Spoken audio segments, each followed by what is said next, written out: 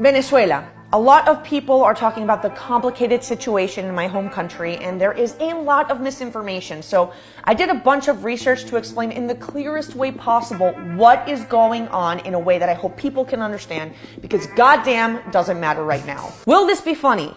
No, I am very much not in a funny mood. So let's begin with some important bullet points. 1. What is happening in Venezuela is not a US-backed coup. 2, this is not a fight between the Venezuelan right wing and the Venezuelan left wing. This is a fight of the great majority of Venezuelans to democratically get rid of an illegitimate and punitive dictatorship. A dictatorship responsible for countless human rights abuses. 3, the people of Venezuela are seeking fair, democratic elections using the laws written in our constitution. 4, Juan Guaido did not just declare himself president out of nowhere. That is not how it worked. So let's answer some questions. Who is the interim president, Juan Guaido? Juan Guaido is not a right-wing politician, but the son of a taxi driver and a liberal representative in Congress. Guaido was elected by the Venezuelan people to be a representative in Venezuela's National Assembly. He is acting as interim president, as in temporary president, until democratic elections can be ensured, which is, by the way, dictated by law in the Constitution when a president is deemed illegitimate. In other words, this is not a coup.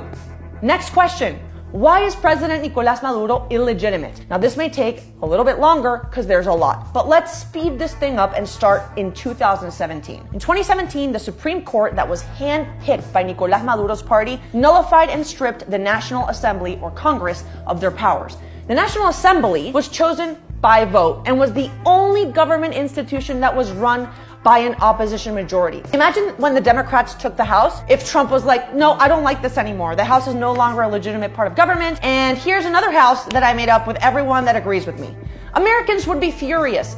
So too are Venezuelans. Venezuela erupted in protests. Hundreds of protesters, most of them teenagers, were detained, some of whom were tortured and murdered. Meanwhile, despite these protests, Maduro made his own Congress that he could control. Just like that. Fast forward to May 20th, 2018, where this illegitimate Congress calls for presidential elections. Now, during these elections, the most popular opposition candidates are either jailed, exiled, or banned from running. In other words, there is no legitimate way for the opposition to run. So these sham presidential elections are held anyway by Maduro's government, where only 20% of the population voted. However, a lot of the 20% were public employees who were intimidated into voting by threats from the government. These were called illegitimate elections, not just by the Venezuelan people, but by the international community. Everyone was on board saying, yeah, this shit's fucked up, and if it's anything, it's definitely undemocratic.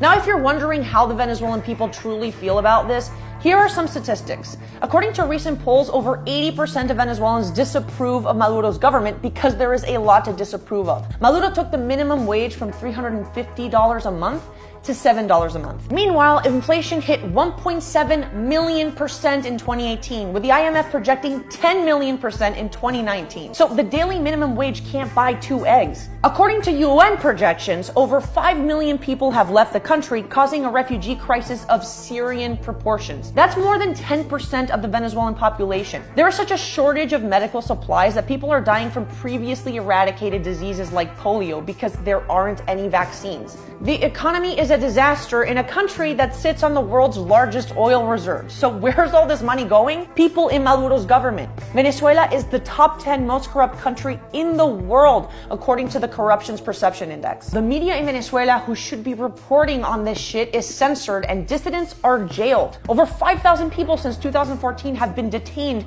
for speaking out against the government. And just since last week, when Guaido was elected, 791 people have been jailed.